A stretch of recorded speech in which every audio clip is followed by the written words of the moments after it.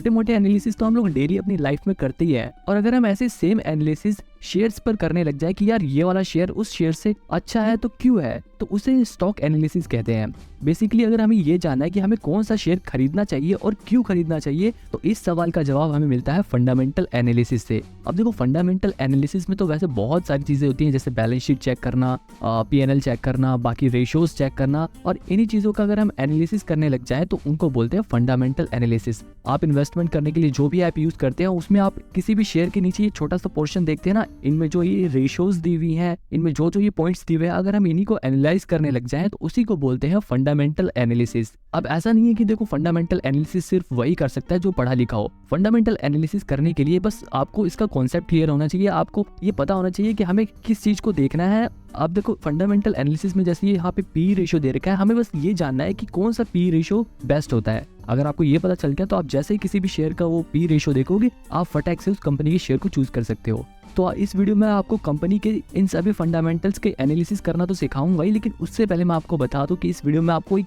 Checklist बनाना भी सिखाऊंगा, जिसे बनाकर आप किसी भी शेयर्स के फंडामेंटल को एनालाइज करते वक्त इसमें टिक लगा सकते हो। और इस चेकलिस्ट से आपको ये जानने में मदद मिलेगी कि कौन सा शेयर आपको खरीदना चाहिए और कौन सा नहीं खरीदना चाहिए। और लास्ट में मैं आपको बहुत ही ज्यादा इंपॉर्टेंट पॉइंट्स भी बताऊंगा, जिन्हें जानने के बाद आप आसानी से बिल्कुल सही शेयर चूज कर सकते हो। आपको फ्यूचर में प्रॉफिट होने के चांसेस बहुत ज्यादा बढ़ जाएंगे।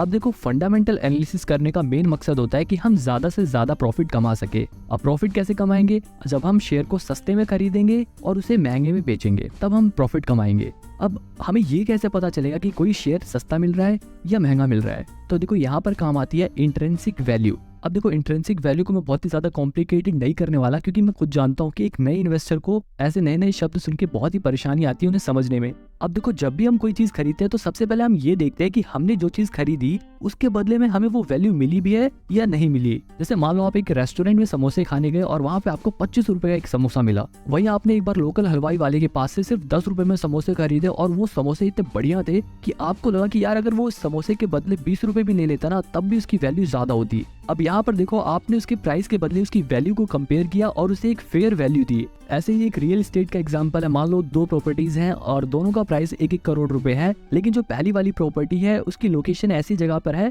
जहाँ पर ही पास में स्कूल है, हॉस्पिटल है, मेट्रो स्टेशन है, पार्क है। लेकिन जो दूसरी प्रॉपर्टी है उसके पास में ना ही अच्छा स्कूल है, ना ही मेट्रो स्टेशन है, हालांकि वहाँ पे एक मॉल है। अब यहाँ पर अगर हम वैल्यू को कंपेयर करें तो पहली वाली प्रॉपर्टी के पास ज्यादा वैल्यू मिल रही थी, उसके प्राइस के हिसाब से उसकी जो वैल्यू है वो मैच कर रही है। लेकिन जो दूसरी प्रॉपर्टी है उसका प्राइस भी 1 करोड़ है, लेकिन उसकी जो वैल्यू है वो उसके प्राइस के हिसाब से काफी कम है।